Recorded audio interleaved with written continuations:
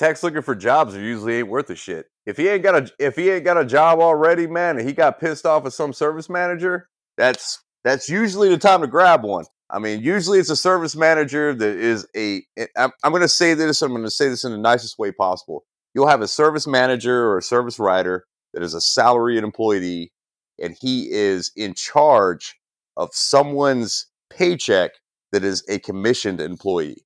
I need you to really, really sit down and think about what I'm telling you here. You got somebody that doesn't give a shit on whether he's freaking cutting money from freaking checks and stuff to pay someone who makes money off those checks and stuff. Hey everybody, David here, and welcome to the ASOG podcast. In this episode, we speak to the former owner of his own shop, and now the shop foreman at E1 Motorsports in Houston, Texas, Dusty Harrison. Dusty shares some very personal stories, as well as the lessons he learned from some of the darkest moments in his life. And before we get started, you should know that there's a lot of explicit language in this episode in case you happen to be playing this around little ones. Please take a moment to hit that like button as well if you're watching this on YouTube, and if you like our content, consider subscribing to the channel. If you're listening to this on your favorite podcast listening app, make sure you're set to automatically download the latest episode so you never miss an upload. And now, here we go.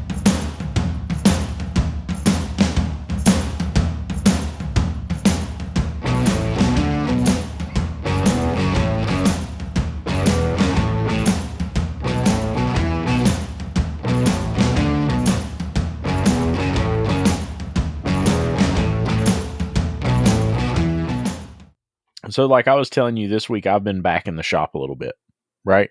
And that's horrible. You really don't want me in the shop. I'm a horrible tech. I know enough to be dangerous, but I'm a horrible tech. I'm like a perfectionist. So before I'll make a call on anything, I want to know I'm 100% right. So I take forever to do anything. I'm easily distracted. So like the phone rings, something happens, somebody walks up and talks to me, and I completely forget what I was doing. I'm off in la la land, right? And so, you know, one of the things that we're often taught, one of the things that coaches always say is you don't have to be the hero. You don't have to have all the answers.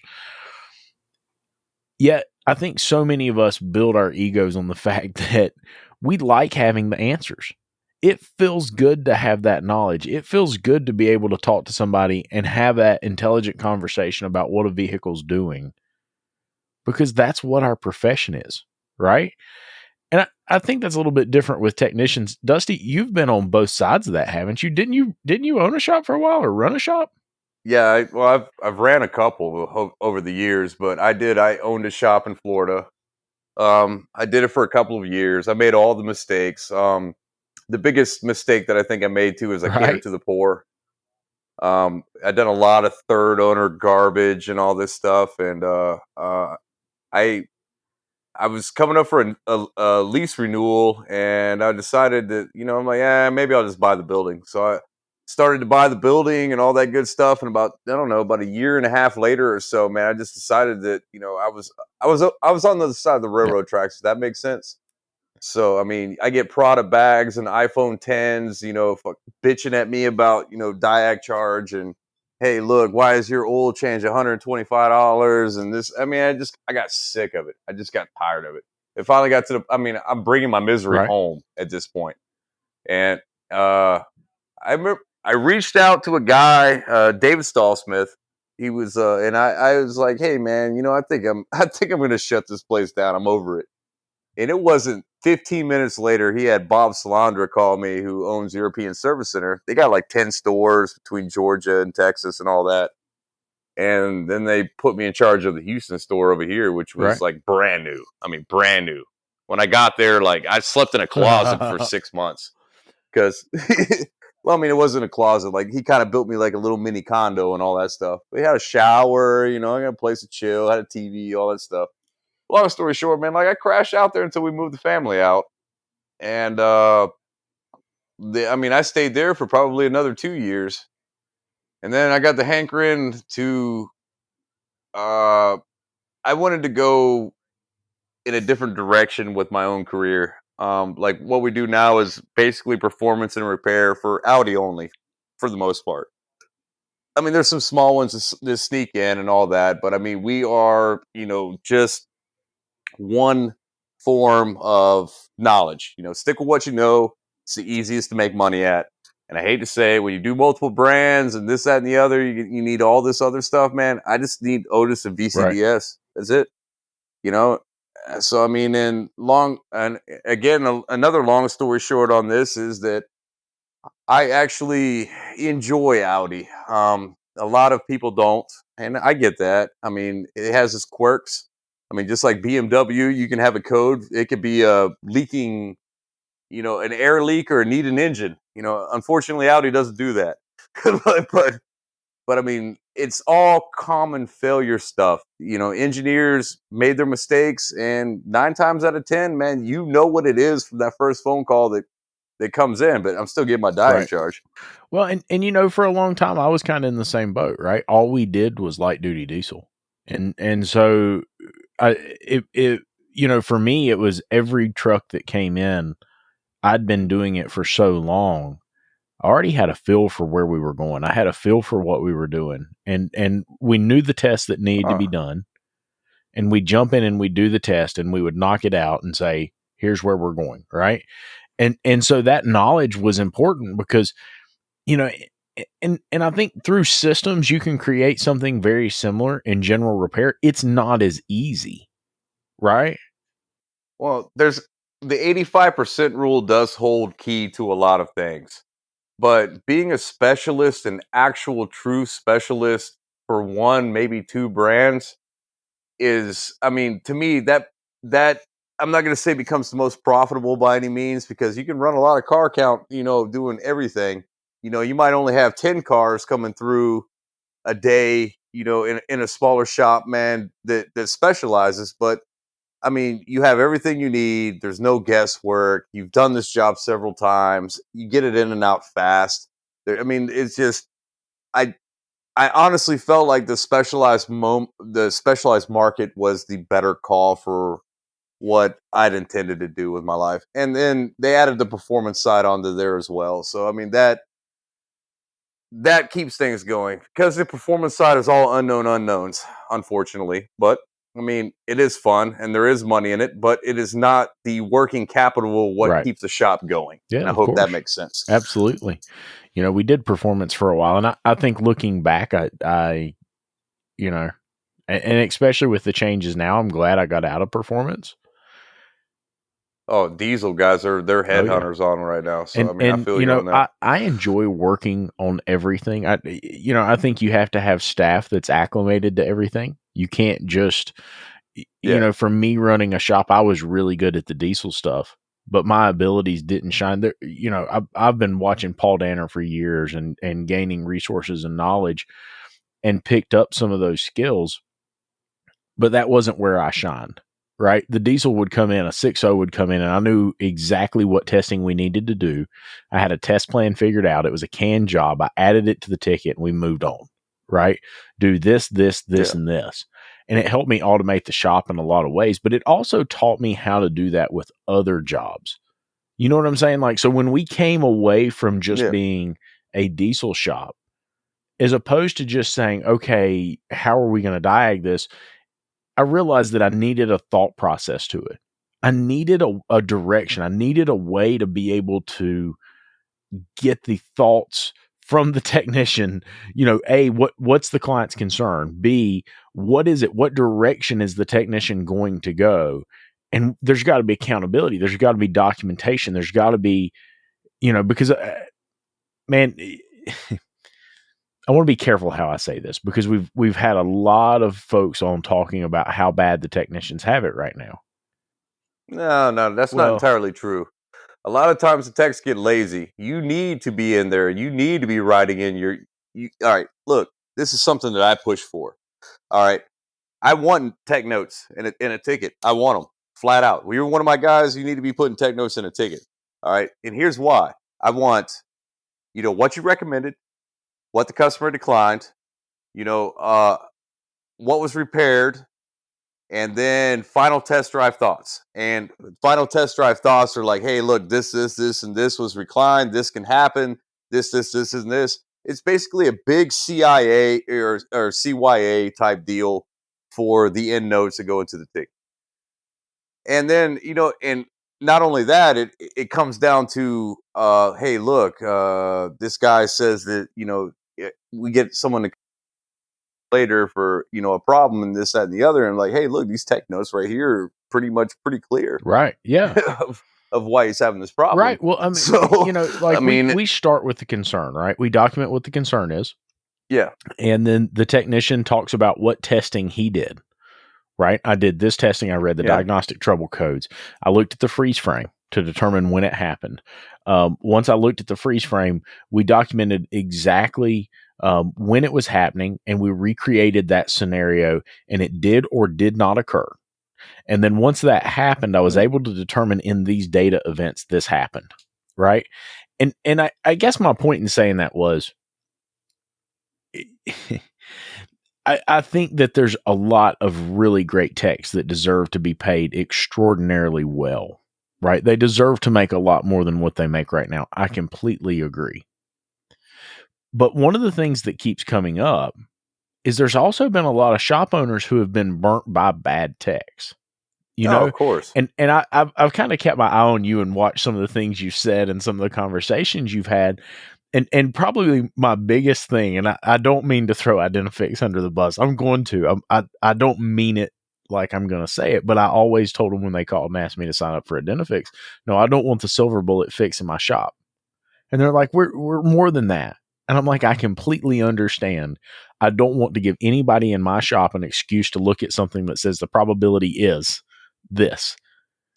Well, no, all right. That's a double-edged sword, Lucas, and I'm going to tell you why.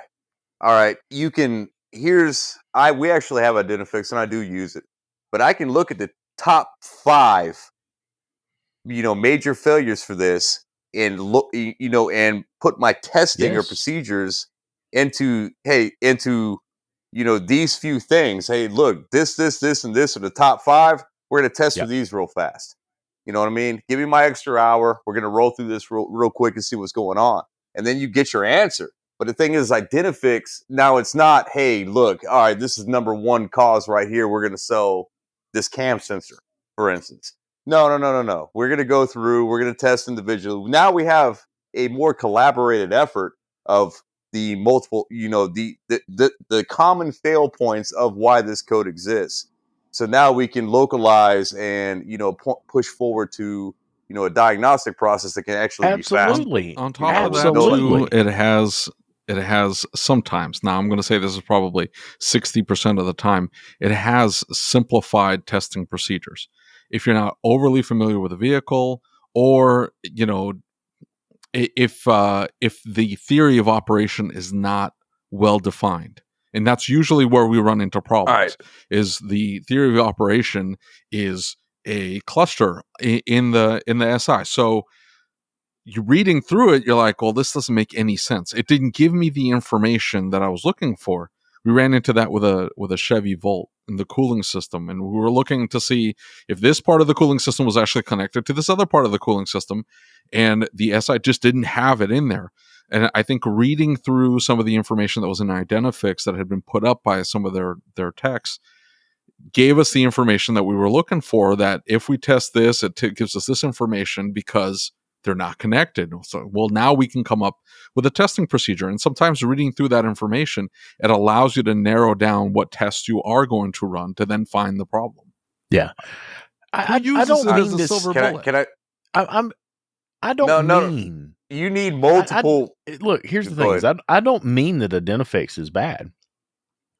I guess the reason I bring that up is that when I was the diag tech in the shop, to me, I looked at it initially and said, I don't want to give anybody an opportunity to look at something like that and say, this is a silver bullet. There are techs who will do that, right? And the reason I bring that up is, Dusty, because I've seen you in more than one occasion bring up or just absolutely rip somebody apart because they come into a group and they're like, hey, why is this happening?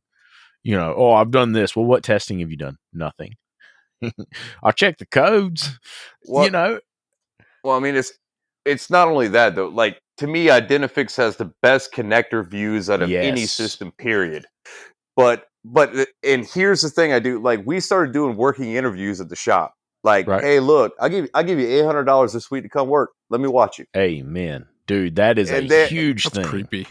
and then and, you know It's not. and but and here's the thing too is I take Identifix off the table unless you give me a legitimate reason on why you need it.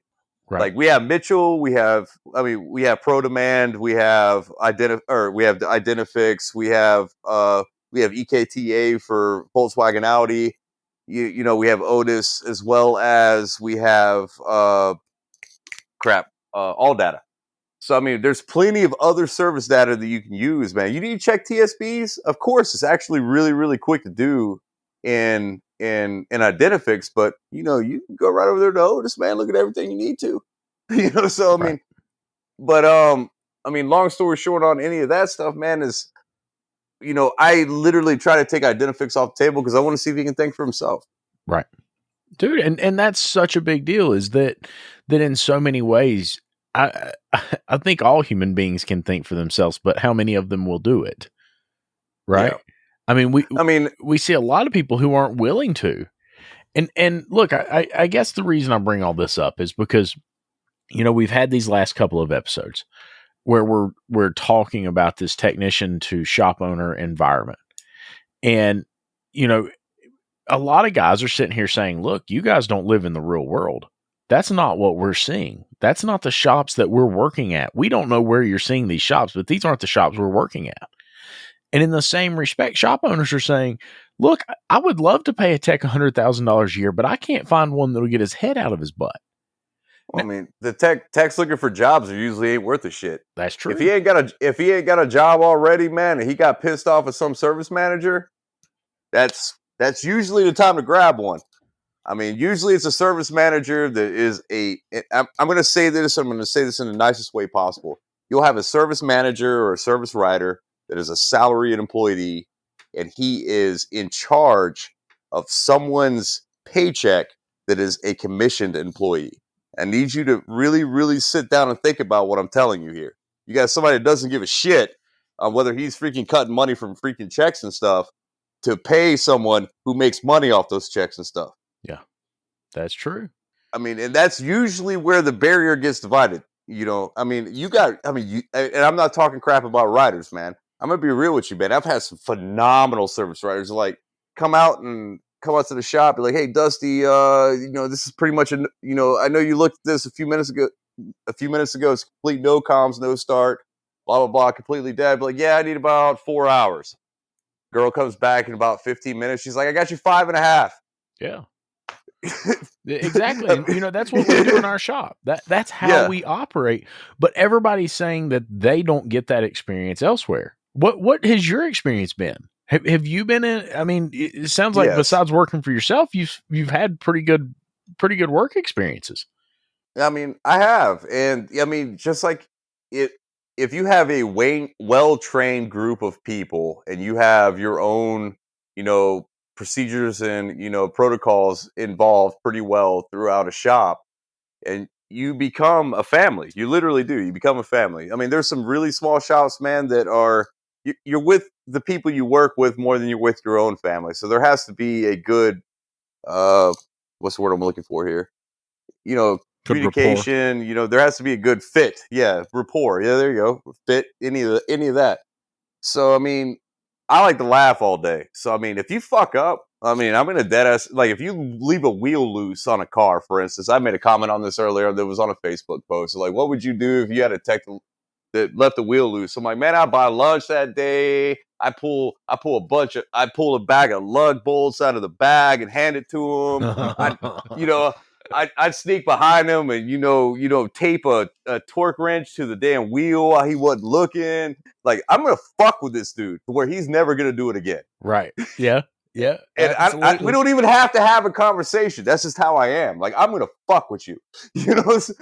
But I mean, I get it. I mean, everybody makes mistakes, even me. Like, I let me give you, for instance, for me, I had a service rider who had he sold a job. It was on a Porsche. It was on a Cayman. You know, it was a coolant flush, and he buys 1 gallon of coolant.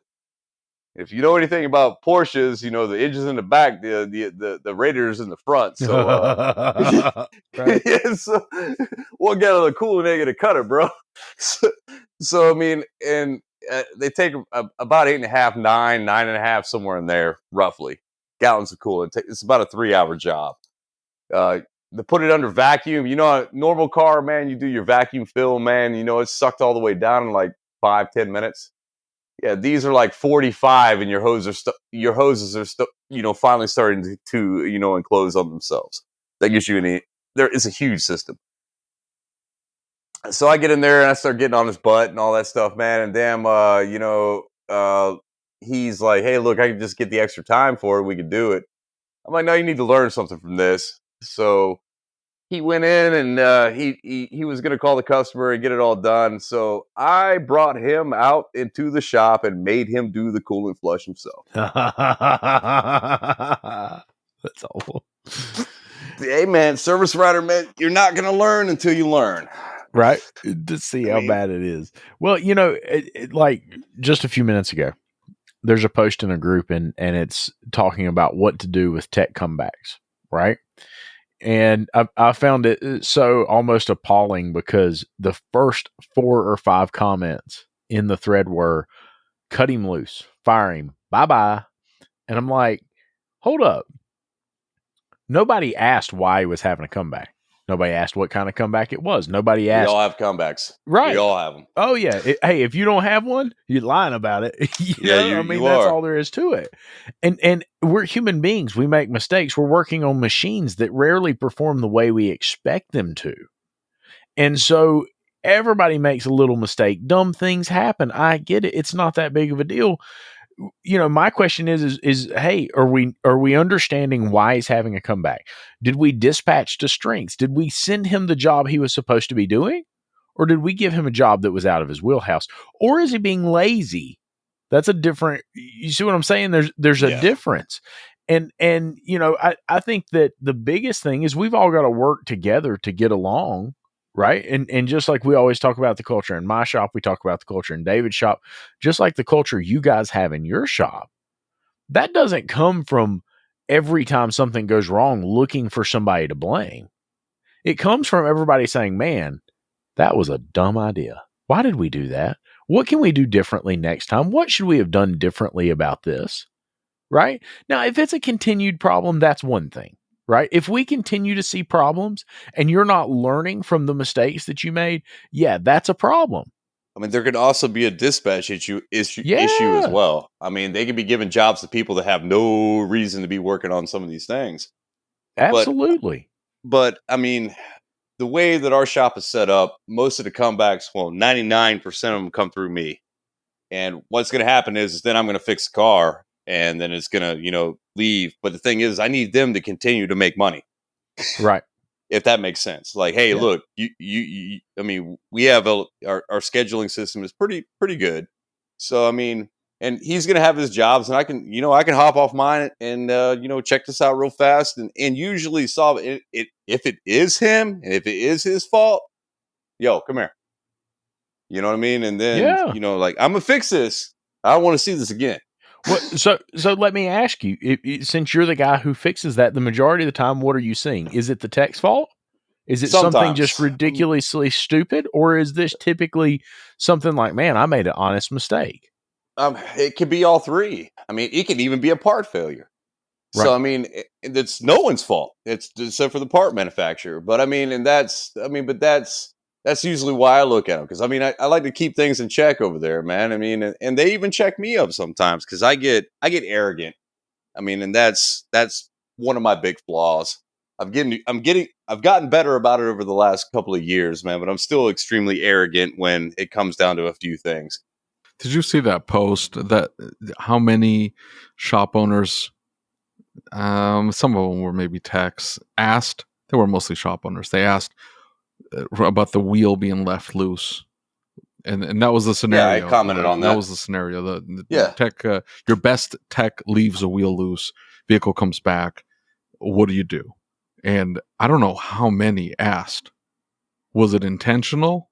Because that's how they're going to decide how to react to the technician, is whether it was All right. intent. Why would a tech intentionally Why would leave you a employ wheel a loose? Why? psychopath that leaves lug nuts loose intentionally? Like, it was an X, but that's how you're gonna treat the X's vehicle? Like, jilted lover situation, maybe. I don't know, but you still don't leave the lug nut loose. That can kill somebody.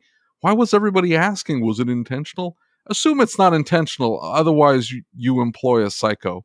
In which case, you should probably look at your hiring practices and say, I should make better decisions on who I hire. But this was a legit question. People were wondering, was it intentional? No, it was not intentional. It was a mistake. So let's react from that standpoint. Let's not ask, did you mean to leave that wheel loose on that person's vehicle? How offensive would it be if somebody came and asked you that? Oh, yeah. I mean, like, come, what the? Now, I've had a guy lie to me one time before at another shop. It was a shop in Florida. It was called Joyce Automotive, and I was there. I mean, a lot of y'all know my past, especially probably you two. Like, I was in drugs for a long time. I just got out of rehab, need a fresh start, new city, this, that, and the other. This place gave me a shot, and like, he actually helped me open my own business after everything was said and done. That's I awesome. worked there for a few years, and we made a lot of money. I was his European, department was one guy. but long story short, man, is I had a guy flat lie to me to my face, man, because he left. It was an old 50s truck, and I believe it was a Chevy, and it beat the fender off of it, because it was step side and all that stuff, man. It beat the fender off of it, like messed this. It was a really nice truck. So, I mean, it was probably 50s. It was Chevy, but he had told me that it was the air compressor of why he left the lug bolts loose. That the air compressor was a piece of shit. And Dude. I looked at the floor, I looked at him, and I was stunned. I was literally stunned. I looked at the floor again, and I asked him flat out, I'm like, do you have any way of getting your tools out of here today, or do I need to call a tow truck to get them to your house? You need a ride, bro. I've had a tech. I had interviewed with a guy. He was an older guy, and he'd been around the block or whatever. And that's what he told me. I said, well, I told him, I said, I'm very particular about the way we do certain things. For example, every wheel gets tightened with a torque wrench. And he goes, oh, I don't need a torque wrench. I've got a Cornwell Impact that I am so good with the trigger. I know pretty close how tight that lug nut is. And I've had guys come back. That work with rod bolts too? That work with rod bolts too? Yeah, right? And he's like, I've had guys come behind and check, how tight they were. And I was within spec. And I'm like, what in the hell are you talking about? Needless to say, I didn't hire him. But some of these guys come in and they think that I'm just going to hammer these suckers on and move on down the road. It's like reusing torque to yield bolts. You just blue glue them. Come on. Oh my God. You just douche them with blue glue and stick those suckers back in. It's good enough. Another implement that we started moving into, man, is for at least our B Tech over here, man, is I ask him a question every single day, and he's getting better and better at it. Because he'll come and ask me something, and I ask him flat out, have you checked service data? What does service data say? And he'll give me the deer in the headlights look, and then I'll watch him walk over there to the computer, and I'm probably a bad leader in one aspect is because I will let you struggle on purpose. Yeah. I mean, and it's the only way you learn. That's how I learned. But the thing is, I will. I mean, if I see a thread kit out, and and this, that, and the other, and I see time serves going in, man, I ain't making eye contact with you. But but I know he's doing it right. But in the same breath too, man, over here, man, is if it's something on a diag question that he needs to know, is I'm going to let him struggle for a while. It might be 45 minutes, it might be an hour, and then be like, all right, I'm going to go over here. And then it becomes teaching time. Then it becomes, hey, leave your ego at the door. And, you know, you got to sit there and be, you know, explain it to them on what you're doing and why you're doing it. And then a lot of guys, man, I'm honestly probably going to say most guys that have it, you have to have it in this industry to go anywhere. But if they have it, you know, they're going to see what you're doing. You're going to watch the bright light go off, you know, inside their head, you know, because you can see it in their eyes, literally. And then, you know, now I don't have to do this job myself anymore. He knows how to do it. What is it? It is basically it. You that is a very good question. All right, it is going to be, you know, understanding, being able to think for yourself, actually having an inclination of the inner workings on a car, overlapping systems in your mind, being able to, you know, a lot of people are visual learners, but being able to, you know, read service data, decipher things, not have to go straight to a service plan or any of that stuff, and logically diagnose something themselves. I mean, you know, I guess that gets to the end point of the game, but you get a lot of guys that come into the field that do not have. You wonder how they tie their shoes. Yeah, I have employed some of those. I have employed some of those, and I look back and to this day wonder, you know, and maybe that was the point of this whole line of conversation.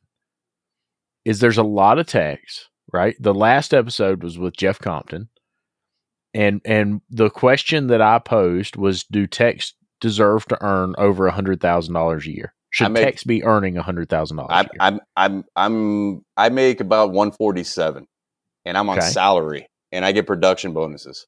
So I mean, but I'm also in a major city of Houston, so you got to take that into account as well. So well, and that was one of the things that came up is that, hey, where you're at matters, but you've worked with some techs, and I guess what I'm trying to get at here is there are some techs that definitely deserve well over $100,000 a year. No ifs, ands, or buts about it. Right? Yeah. I don't question that for a second. But we've also had techs, and you've worked with techs, and I know you've had techs that have come through and applied for a job that have made you question whether paying somebody that is a good idea, especially when they first come in. Right? They've made you question on why they own tools. You know? Yes. I mean, but that's real talk. I mean, and you're hitting a very good point here. And the problem is there's going to be bad on both sides. You get bad shop owners. You have, I mean, no, I'm not trying to, you know, cause any problems here or anything like that. But I mean, look at ASOG and some of the questions in there. I mean, I was a part of ASOG for a while, but there got to be a point where I couldn't hold it back no more, and Dusty became Dusty, and he got thrown out for a good reason. You know, looking back, like, I deserved it. I mean, but I mean, you also got guys that, you know, that are very successful at things. I mean, you have, you know, Seth. You know, he's good people. I mean, he can be if he likes you. You know, David. I didn't do anything to him, so I don't know. Yo, hold on. That first million is easy, bro. That second million. That's it. But those are real words for me. Actually, I've got to try to do it myself with no money, and then I've got to have all of the pockets behind me and see how, you know, a multi-million-dollar industry or how a multi-million-dollar business with multiple stores is ran. I think that was probably the best experience I had in my life. You know, going to work for ESC.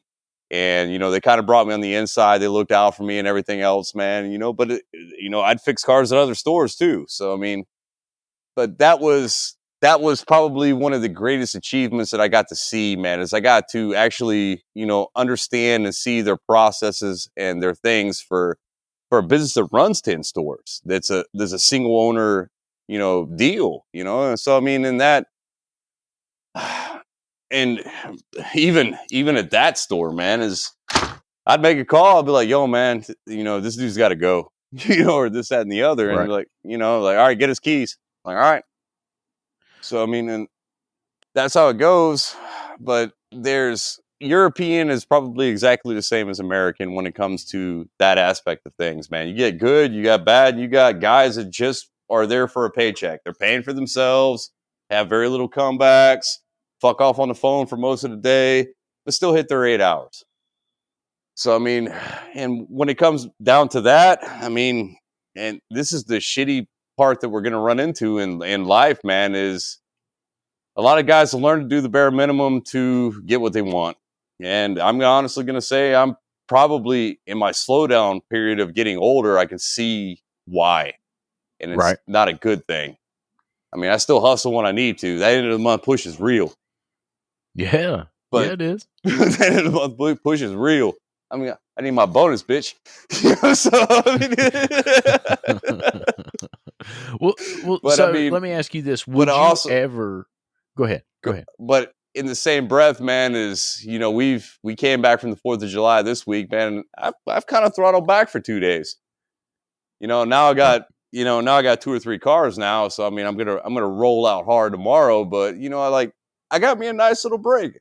You know, I went to work for 2 days and didn't do a whole lot of nothing. You know, I died a couple things, wrote up a couple tickets, and it was good. Would you ever consider going back to shop ownership, right? You've seen both sides of the coin. Would you ever think about going back to being a shop owner? No, I can make more money as a tech. That's a fact. No. Now hold up, because we got to dig into that a little bit. But all right, look, and I've ridden both sides of this. So I'm going to be very, very honest here. All right, when you have a CPA, you have your lease, you have your shop, you know, shop insurance, shopkeepers, you know, you have service data, you have, you know, all your parts accounts, net 30s, net 60s, whatever they are, you know, you have, you know, now you got to pay, you know, now you're doing half in on insurance for your guys, and you're doing this, you're doing that. Dude, you could have an $800,000 year and bring home 80 grand. Yeah. I mean, well, dude, that's so important, is because we're over here, you know, we post the podcast on Reddit sometimes. And the conversation gets started, and they're like, you know, you guys are over here, and even the comment, there was a comment the other day, and it was about that, you know I generated my owner $500,000 of profit just off of my labor. And I'm over here thinking, like, man, this guy's full of shit. Doing a lot of work, bro, to generate. I mean, $500,000 of net profit. Oh, hold on, he didn't say net profit. I don't think he even said profit. He just said he doesn't know what net profit is. Yeah. He doesn't. He said $500,000 of like sales revenue or whatever that he brought in a year. Right. For one tech, that's I should pretty not. good. Yeah, it is. And I should be very, very careful about what I say, because I don't mean that in a disparaging way. No, you don't. But the thing is he doesn't understand that, hey, that 500,000 you brought in, you know, even if we're doing 18, 20% net, you know what I mean? You brought me 10 grand in real money. So I'm gonna take that guy's side. If the guy's doing $500,000, you factor 20 to 25% for the cost of labor. So why isn't the guy making $100,000 plus if he's bringing in $500,000 a year? Yeah. That's a fair question. That is a fair question. He's underpaid, because I don't think he's making $100,000. He's close, he said, but I don't think he's making $100,000. So he's underpaid. He is. Yeah, no, definitely. And look, that particular guy, we've had conversations, and really smart, really cool guy, and really knows his stuff, and has become bitter because of what the industry is putting through and the situations he's found himself in. You know, and I think that, you know, one of the things I struggle with is I look at this, and all these techs come to us and say, look, you've got this view of the industry. It's way worse than you think it is. And all these owners come to us and they say, look, we would love to pay techs more, but we can't find any good techs. And, you know, the ones that are coming in aren't doing what they say they can do. They're not doing what we need them to do. Go back to Dr. House. Everybody lies. Both sides. Yeah. Both sides. Yeah. Well, and I had somebody say, what is it? Their lived experience. It's their perspective. It's all relative. Here's the issue, though. I see this. It happened today. A shop owner who's struggling to get technicians. He's got a fantastic ad put out there. Beautiful ad. I didn't write it. He wrote it himself. I'm super proud of him. He did an awesome job. So Dutch wrote it? Huh? What's that? No. I'm joking. This is an excellent ad. He killed it with the ad, and he's got a great All right, picture, good and job. he's a very nice shop, very good guy. He runs a good shop, but he's been having a tough time finding techs. It's a tough market where he's in, a really tough market. Everybody's hiring and hiring fast, and they're just throwing stupid money at people. But he gets somebody to bite. And he knows the guy's lying to him. He's like, the guy's telling me that he's getting 28 an hour right now. And I countered 25. He wants 30. Holy crap, what are you doing? He's been waiting to find somebody viable for weeks, even months. He finally gets somebody to bite, and we're squabbling over $5 an hour. You got to be kidding me. And I'm not to pick on him, but this is the mindset that all of a sudden you completely forget that it took you 2 or 3 months to find somebody to apply. It took you an ad spend and crappy interviews and garbage leads and all this time. Meanwhile, you're losing $25, $30, $35, $40,000 a month not having somebody in the Bay. You don't even think about that. $5 All of a sudden, the guy wants a little bit more than what you're willing to spend, and you're trying to squabble over $5 an hour. But the thing is once he's in the door for that amount, I mean, any good, I'm not only going to say shop owner, but if he has any techs, man, is anyone can bring him to that value very quickly if he has it. We're going to go back to that. Even if he doesn't, like, even if he's slow, the only time it becomes an issue is if the guy is a liar. So, hey, did you put that part in? Yeah, I put that part in. And then you open the toolbox drawer and there's a bunch of uninstalled parts. That guy needs to go immediately. He's gone, Yes. right? You just don't tolerate that. Or he's a smashy bear. Just everything gets smashed on the way in, everything gets smashed on the way out, and you're constantly coming behind him going, that part's broken now. No, you're not gluing that back together. I'm replacing it.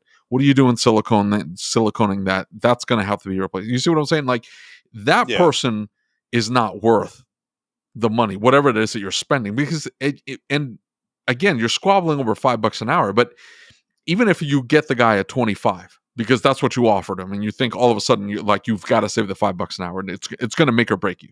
So you get him for 25. Even if you get him at 25, he's breaking everything on the way in and breaking everything on the way out. It's not worth keeping him at $25 an hour or $20 an hour or $15 an hour. You got to get rid of the guy. So if he's not a liar and is installing everything and recommending things based on evidence, right? You know, it's not like we were saying earlier with Identifix. It's not, I Identifixed it and the most probable cause, or like the Snap-on scanner that tells you most probable cause is, the map sensor. Intelligent diagnostics. Yeah, intelligent diagnostics is telling me it's the map sensor. As long as we're not doing that and you're actually giving me evidence and coming to a conclusion based on the evidence, and you're not breaking things, the guy's going to make money for you at $30 an hour, or 35, or even $40 an hour. The guy's going to make you money. Even if he's not at 100% efficiency, he's at a 75 or 60% efficiency, the guy still makes you money if you've got a good door rate and you're not only that, pricing things appropriately. Yeah, man. I mean, at least 52 to 62% margins. You know what I mean? Yeah, of course, man. Your door rate's good. You're paying him 40. You got a 125 labor rate. Even at 70%, like you said, man, you're still making paper. Like, he's paid for himself and freaking, probably paid the rent for the building. Yeah, absolutely. And then some. So it doesn't make any sense.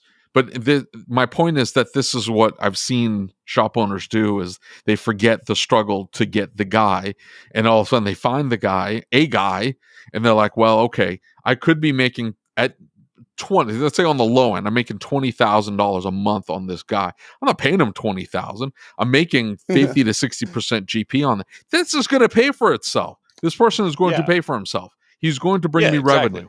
And maybe do I upgrade later? Sure, maybe. Or you find that you've got a diamond in the rough and you want to develop them. Yeah. I mean, and but get them I on push board. that.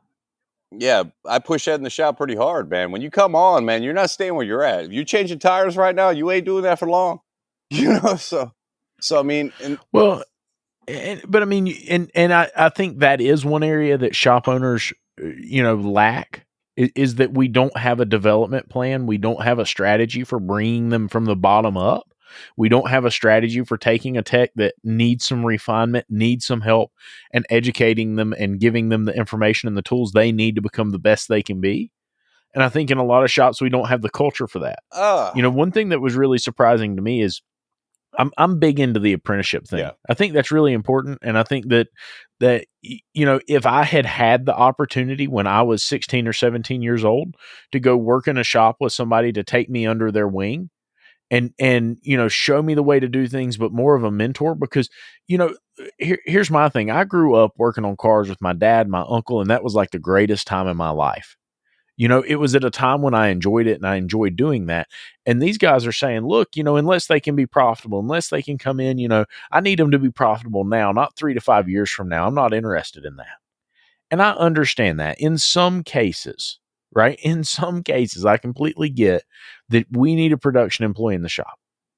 But I also think that we need development plans for the technicians in the shop. We need development plans for the owner in the shop. We need development plans for the service writer in the shop, because we all need to be growing and learning. And I think for me, the reason that my shop's done what it's done, and it's not that it's some big special thing or anything like that, it's that I've got the constant drive to do better than I'm doing right now. And I think we all have that drive to be something more, to do something better, to produce more, earn Not more, everybody. right? And I know some people don't, some but that's a people big deal for me. Yeah, I know that Yeah. you're a unicorn. You're a unique case. I was having a conversation about that today with one of my techs. He's like, man, this other guy is not pushing himself, and I just don't understand it. He didn't understand. He didn't get it. Like, he was trying to get better. He's like, I can do more hours. I can more efficiently diag that car. I can gain a little bit of knowledge. He's trying to push himself. The other guys, no. He's playing on his phone while he's waiting for the car to heat cycle. And everything, by the way, gets heat cycled. Oil changes, alignments, tire rotations, everything needs a heat cycle. And so he doesn't understand the other tech who has absolutely... I'm gonna have to add that to my own list. What's that? I'm gonna have to add that to my own list. It's heat cycling, boss. That's why I'm sitting on the stool. Yeah, everything gets heat cycle. And the guy just has no drive like this other tech. He has no drive. But here's the thing, and I didn't say this to the tech, but this is what it comes down to: is that tech's probably a 20%er. He's got that mindset. The 80% don't. The 80% just want the paycheck. The 80% they want to come into work with the least amount of hassle and do whatever is bare minimum necessary to not get fired, and that's it. That's how most people are. Lucas, you are a unicorn. You're a 20%. You're a 5%er because you own a shop. You can't extrapolate that out to the rest of the population. Well, I understand. You really can, though. I think you explained it really well. Most people only do the bare minimum. I'm not going to say most. I'm going to say you're going to have one guy most. in it.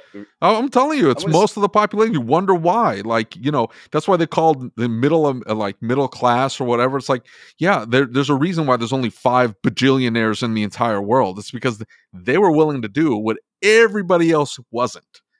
And that's how they got there.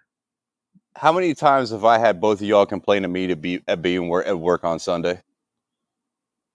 I think I've said something like 4 or 5 times. No, I'm being real. I'm being real me here. Too. There's work ethic, and they're just deranged. Working on Sundays. No, it's not deranged. I got a salary, man. Like, literally, I'm paid a salary. So I'm paid a certain amount of money, which is probably above or on par with, probably the top 1 to 2% of the country. And when you're going to pay me that salary, and maybe this is just us being older, but you're getting your money's worth. If I have something that's kicking my ass and I'm like, hey, I'm behind on something, you damn right. Look, before I start getting drunk, let's throw them to the shop for a few. And that could be why you're making $147,000 a year, and most techs aren't. You see what I'm saying? And that's the point. Is like, hey, yeah, these techs, they may see themselves as really good, but they may also be prima donnas, and they may not want to do what needs to be done to get the job completed. Nah, man. Cars leaving is the entire point. I don't have a lot of comebacks as a personal person. Anybody that will work with, that has worked with me, and there's many in a few of the groups, but I don't have a lot of comebacks. I have never leaves. I have something that's, like, I have cars that are never leaves. yeah. We all have them,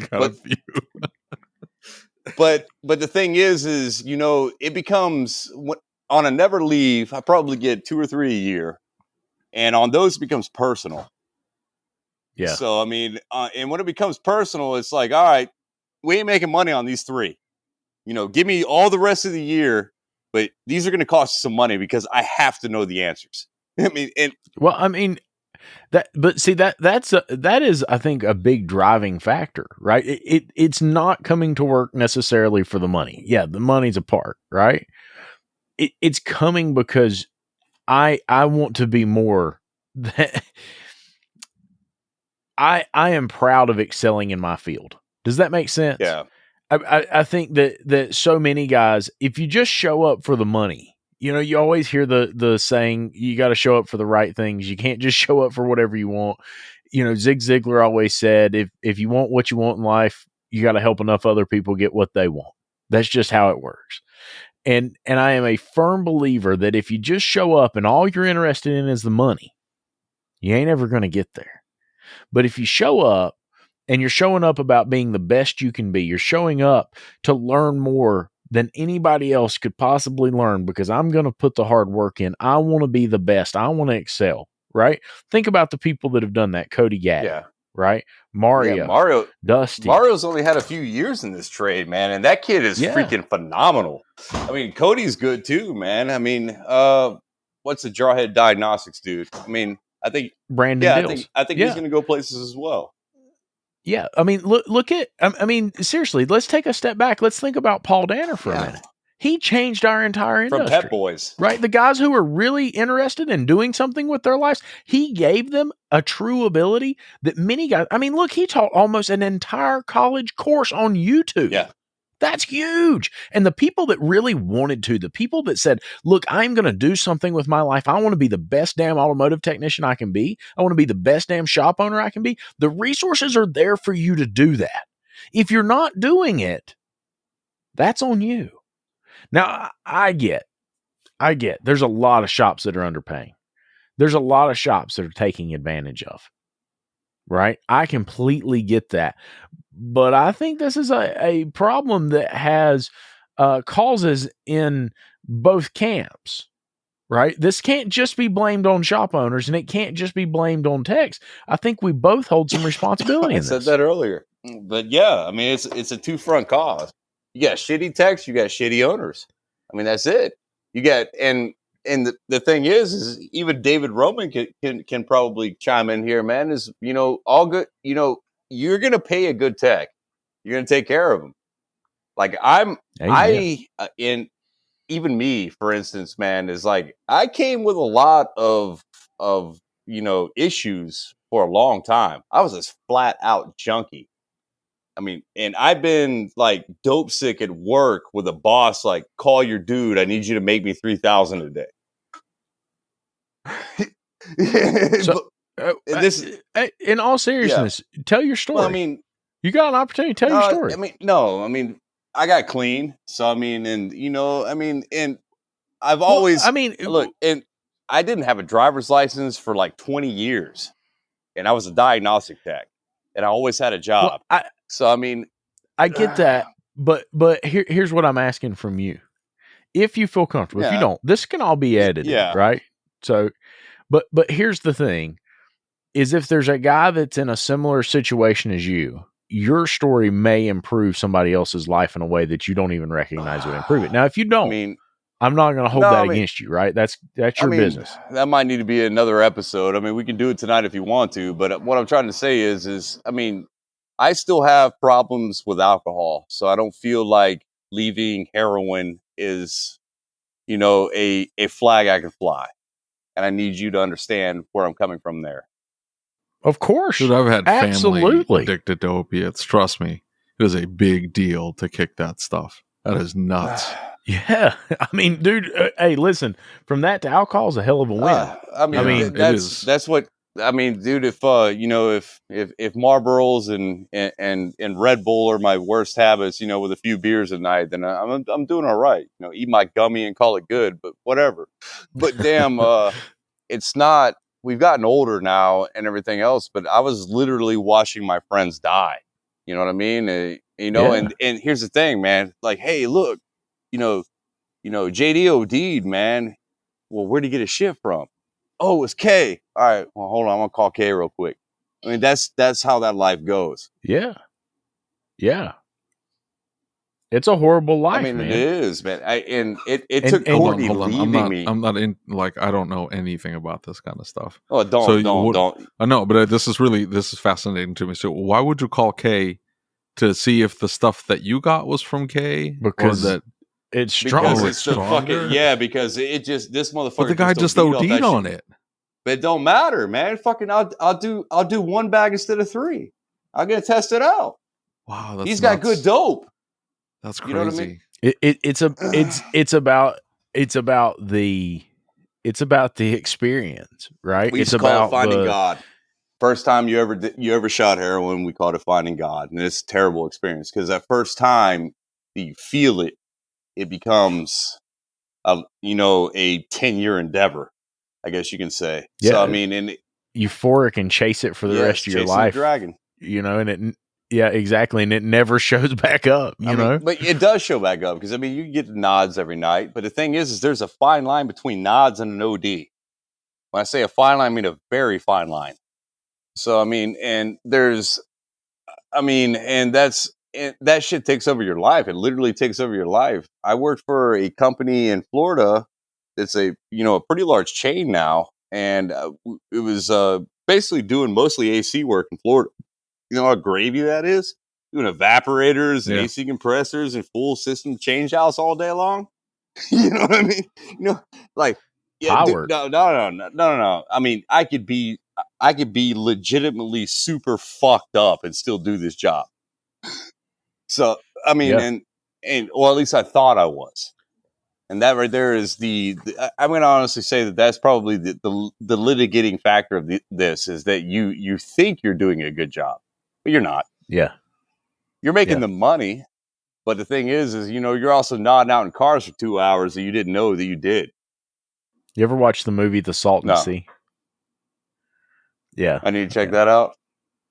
It's an old movie. I can't do old movies. I can't handle it. No, it's not an old movie. It's not an old movie. It's a fucked up movie. I had this buddy for years. Fucked up like human centipede. No, nothing you like have that. You have no morals as a junkie. Junkies do junkie shit. Yeah, is a very. This was a really interesting story, and it's a fictional story, but it's about a man whose wife was murdered, and he decides to become a junkie to hunt down the people who murdered his wife. Really interesting parts in it, and I think you would connect with it well. Not you, David. I mean, you might find it. I find it fascinating to hear these stories. I do. I worked with a guy who sold drugs for a long time, and man, he had some wild stories about trafficking and where you could sell and what you would do with the cops and what you would do with the vehicles and what if they caught you with the money. And I mean, it's just to me, it's a wild lifestyle. I don't know. I can't relate. I don't know. Getting too much of getting high is a full-time job, man. Well, here's what's crazy is everybody that lives that lifestyle, man, it is coming for you eventually. You die or you end up in prison. Those are the only options. There's no surviving it. Oh, right? There is when you make the choice.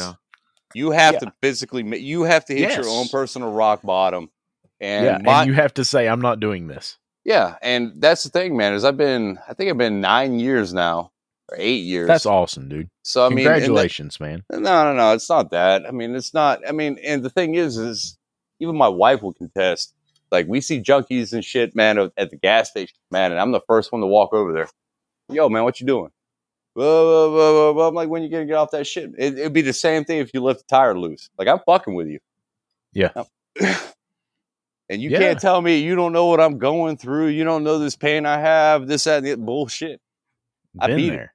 it. You see that Audi out there? You want to go for a ride? Dude, and see, that's huge. You know what I'm saying? That kind of pain.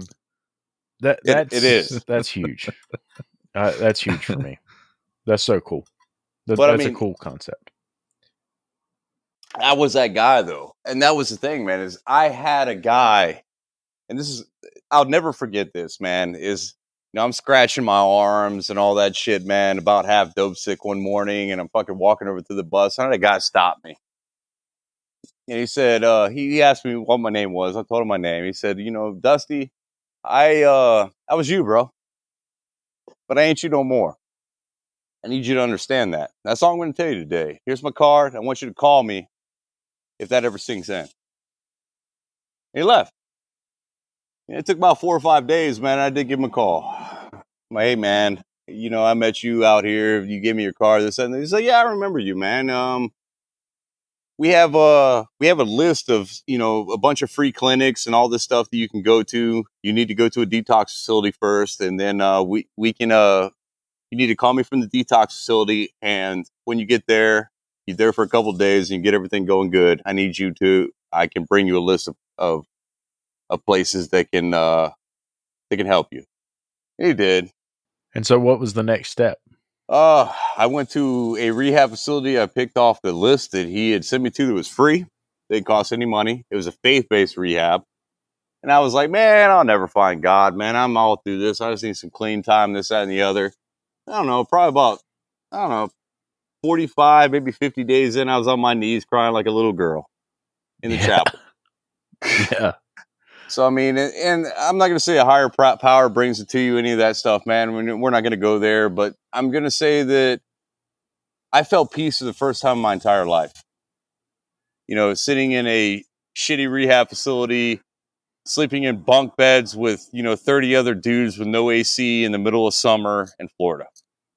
So, I mean, and we had a bunch of work. Like, they worked us like dogs, but we got to stay there for free. Ate good, too. and dude, that I think looking back on it seems so marginal. Like when we look back on our own stories and we think, but I mean, think about how cool that is. You know what I mean? Like truly finding yourself and truly getting a whole new perspective on things. And the fact that it all started with one person saying one thing. That's all it was. And I think I honestly think that I was at the end of my rope there. Courtney been gone for about a year. I might bring her on. She might hear a little bit of audio here just for a second, man. But hey, when I got out of rehab, out of Jesus Is, I want you to just give a brief description of how I was. A brief description. Yeah, brief. Well, very muscly. That was a bonus. And then different person. Different.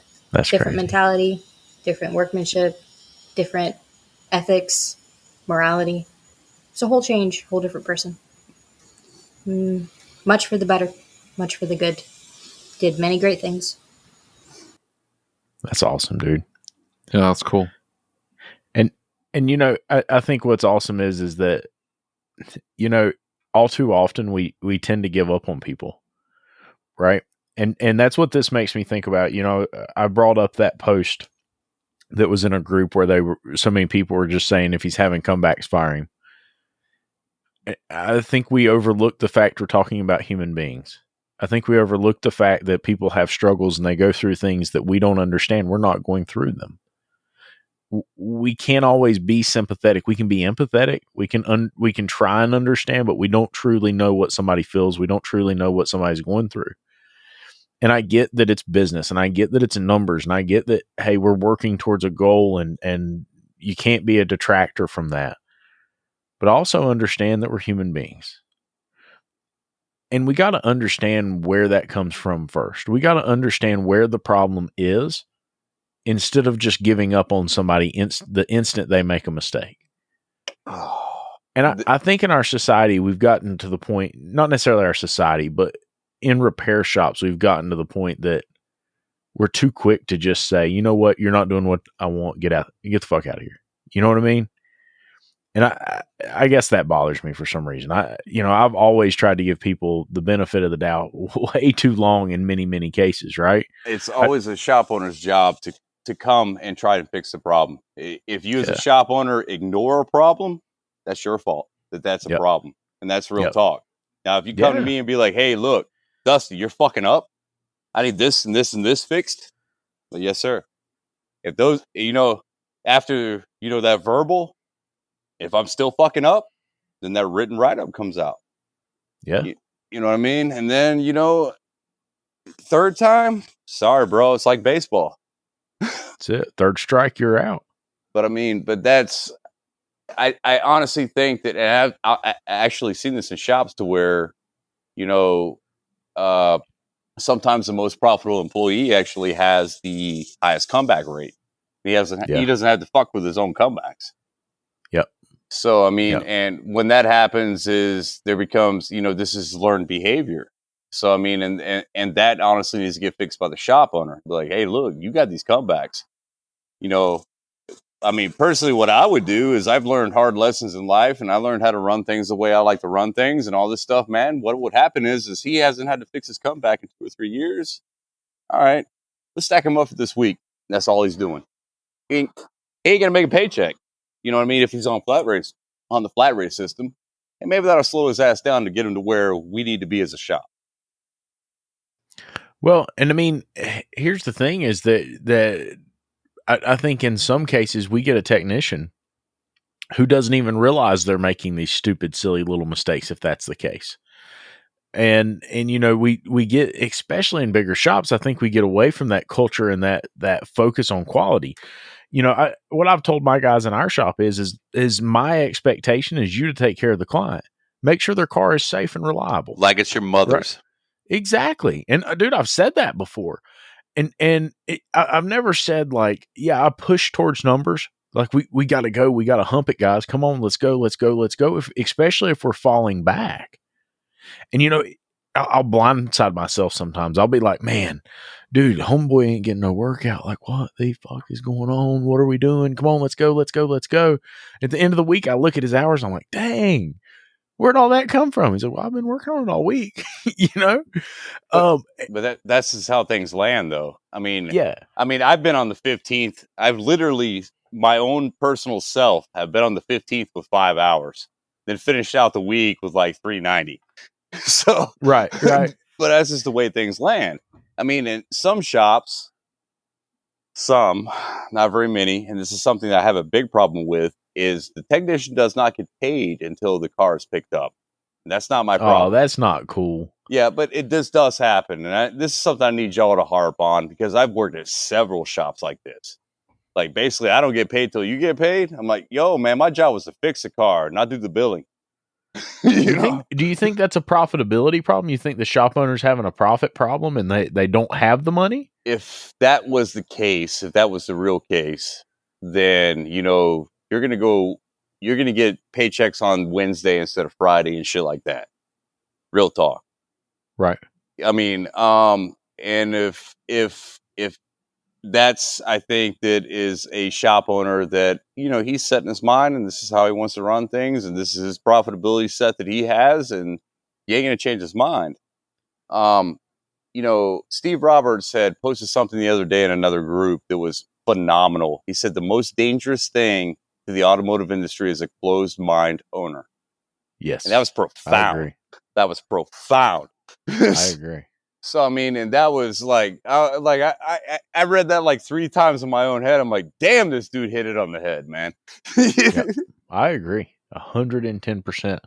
So what do you think of flat rate? I think as a B tech, it's the way you're going to make the most money. If you're on the C end or you're on the A end, I mean, good A techs can make a lot of money too. I did as well. I mean, in my late 20s, man, early 30s, man, I was killing it on flat rate. If you would offer me a salary, I told you to fuck off. Because I'm like, man, whatever you're going to offer me is going to be probably 2/3 what I can actually do. Right. And, then I hit my slowdown period. And then I took that salary. And then, now I still have a flat rate mentality with that salary, if that makes sense. Like, you're paying me X amount of money every freaking week. I need to be turning these hours. And then that's my mindset. Do you have hours or goals that they've set for you? Do you have something that they've come to you and said, here's what we expect? Oh, absolutely. I mean, we've all had talks, man. I make a certain, amount per hour. They pay me a minimum of 40. And then anything at the end of the month that goes over my 100% efficiency, I get a bonus for. Nice. So basically it's flat rate without being flat rate, if that makes sense. So if you had a message for the technicians that are listening, that, you've heard some of what's going on. Yeah. They're disgruntled. They're pissed off. They're upset. You're probably one of the highest paid technicians in the country. What's your message to them? Be the best way you can do. And that's go in and don't let a car beat you. As soon as you pass it off to someone else, man, you're not going to be that guy. I mean, and you have to, like, this is another Dr. House reference. And it's sometimes the ones that I will not make any money on that I have the most interest in. Because I have to know what's wrong with it. It becomes a personal obsession. So, and I've gotten out of that a lot, because, gravy maintenance and, some go fast parts and, newer, 7 to 10-year-old cars. 10 years old, man, they're really, really starting to fucking go downhill. But in the same breath, man, that's honestly going to be your moneymaker. The newer they are, the more chance you have of the actual customer having money. And those are the ones that write the tickets on. And honestly think that anyone can be a top earner. They just have the motivation to do it. They have to have that motivation. I mean, cars don't fix themselves. It's in your bay. You got to get it out. If you don't get it out, you ain't going to make no money. Very true. Very true. And I think it's all about perspective because, look, there's some really great techs out there that earn really great money. And I get that there's a lot of bad shops out there, but you got to show up. At the end of the day, you got to show up. The important thing is to show up and get the work done. There's and I've referenced it before. I'm a big Zig Ziglar fan, and there's a recording that was done of him years ago. It's called "See You at the Top," and at the very, very beginning, he talks about a program that they taught in schools. And one of the things that he says in that is he said that when a 16-year-old shows up at your business and says, "I understand that for me to be able to be paid, for you to be able to pay me, I have to generate a profit for you. I have to earn more than what I cost for you to be able to pay me. So I am here to ensure that happens." Profit's not a dirty word, right? I don't think profit has to be bad. And especially if a shop owner is taking a ton of liability and a ton of the risk. It's not only the shop that. owner needs to be making money. It's not only that. The cost of ownership has went up 10 or 20 fold from what this was in the 90s. Oh yeah. Yes. So the cost of shop ownership, man, is something that a technician, until he tries to step in that role for himself, will never understand. They're like, "Hey, look, man, we got, I'm doing all these cars, man. I'm only making this little bit amount of money, man. But, if he's only running, 12 or 15% net, that motherfucker's broke. Yeah, exactly. Exactly. And here's the big thing is that so many shop owners lack the ability to run a profitable shop. And I think the large majority, if we're talking independents, I think the large majority of folks who have a true problem when you talk about pay, you talk about revenue, as far as a technician in a shop, I think the ones that are in an independent shop that aren't being paid fairly are probably because the shop's not profitable. Ask your shop owner if they need some training or need some help. Don't do that. You'll get fired. Listen, I'm speaking to David's employees. I'm not talking to everybody else. Oh, so. God. It's not hope for me. They know that. Oh, nah, man. David's a man. I want to be like That's David it. when I grow up, man. Yeah, we all do. Fat and what is it sassy. that- no, David. What was it that they called you there? They called you the bear. Oh, that's right. I'm going to get random emails about that reference. So, David. A bear, you say? Well, I hope you enjoyed this episode of the ASOG podcast. If you'd like to catch these episodes early, you can do so by becoming a patron. Just go to asog.site and click on the Become a Patron Now button. Becoming a patron helps support the show, gets you several perks, and is tax deductible. Make sure you subscribe to the podcast and on YouTube so you don't miss any of our upcoming episodes. And as always, if you have any questions, comments, or concerns, shoot me an email. My email address is david@asog.site. That's david@asog.site. Until next time.